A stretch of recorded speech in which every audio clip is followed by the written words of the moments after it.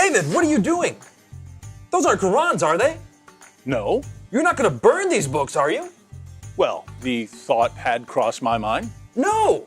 Don't burn these books. Books are filled with valuable information. Here, let me randomly pick one and open to a random page. Uthman sent to every Muslim province one copy of what they had copied, and ordered that all the other Quranic materials, whether written in fragmentary manuscripts or whole copies, be burnt. Let me see that. Uthman ordered that all other Quranic materials be burnt. So there's already been a burn the Quran day. But why, Nabeel? I don't know, David. Perhaps one of these other books that are filled with valuable information can help. It's a good thing you didn't burn them. Let's take a look at one at random. Oh, here's one. Sahih Muslim.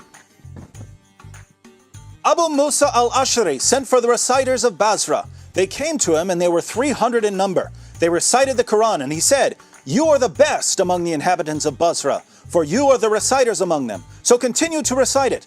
But bear in mind that your reciting for a long time may not harden your hearts, as were hardened the hearts of those before you." Wow, it says they had their hearts hardened. Well, what happened next? Let's keep reading and find out. We used to recite a surah which resembled in length and severity to Surah Barat. I have, however, forgotten it, with the exception of this, which I remember out of it. If there were 2 valleys full of riches for the son of Adam, he would long for a 3rd valley, and nothing would fill the stomach of the son of Adam but dust. And we used to recite a surah which resembled one of the surahs of Musabihat, and I have forgotten it. So this is saying that 2 chapters of the Quran are missing because Muslims forgot them. Let me see that. You're right. This is saying that 2 entire chapters are missing because Muslims forgot them. Hey, Nabeel, look at this. Ubay was the best of us in the recitation of the Quran, yet we leave some of what he recites. Ubay says, "I have taken it from the mouth of Allah's messenger and will not leave it for anything whatever." Wasn't Ubay the best reciter of the Quran? Yes! And wasn't he one of the best 4 teachers of the Quran? Yes! But he says stuff in his Quran that is not in this Quran. Let me pick a random verse from this Quran and read it. Surah 33, verse 6. The Prophet is closer to the believers than their own selves, and his wives are their mothers. Oh look, here's a footnote. In some qira'as, like that of Ubay ibn Ka'b, occur also the words, "and he is a father of them."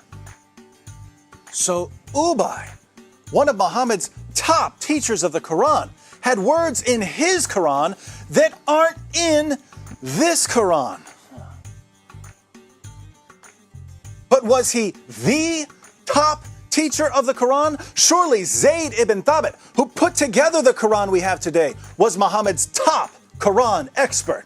Well, actually, Ibn Masud was the first name that Muhammad mentioned when it came to learning the Quran.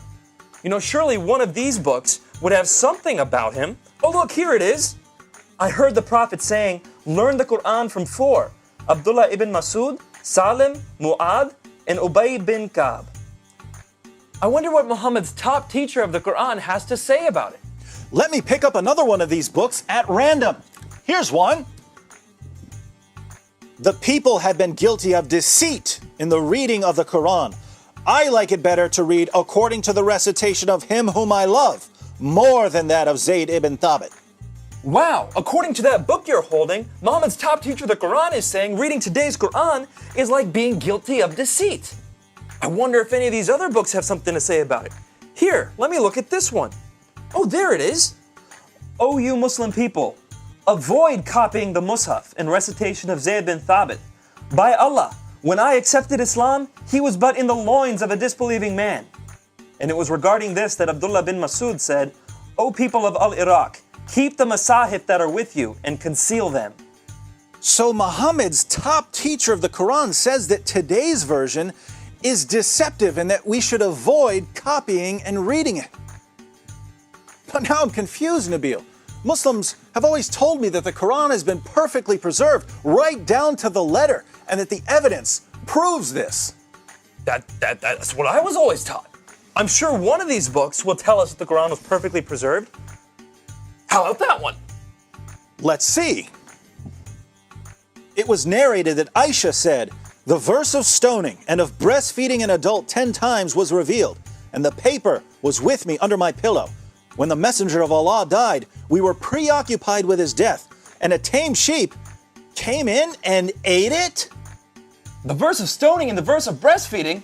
David, are these verses in the Quran? No! Then why not? Because Aisha's sheep ate them! David, we should read all these books and get to the bottom of this.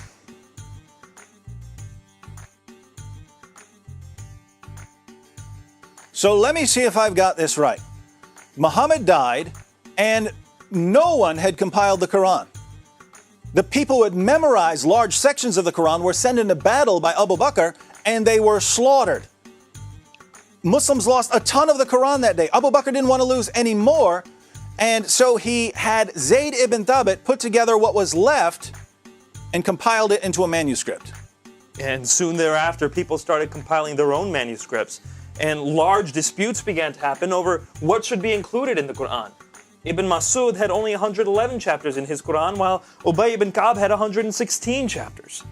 And Zayd, who compiled today's Quran, only had 114 chapters. According to Muslim sources, entire chapters of the Quran were lost. Large sections of chapters have been lost. Individual verses have been lost. And in the end, Uthman put together what he could, put out his own official version of the Quran, and burned all of the evidence. Wow. Sure, I'm glad that no one burned this evidence. Nabeel, let's agree that we're never going to burn any book, no matter how much we disagree with it. Yes.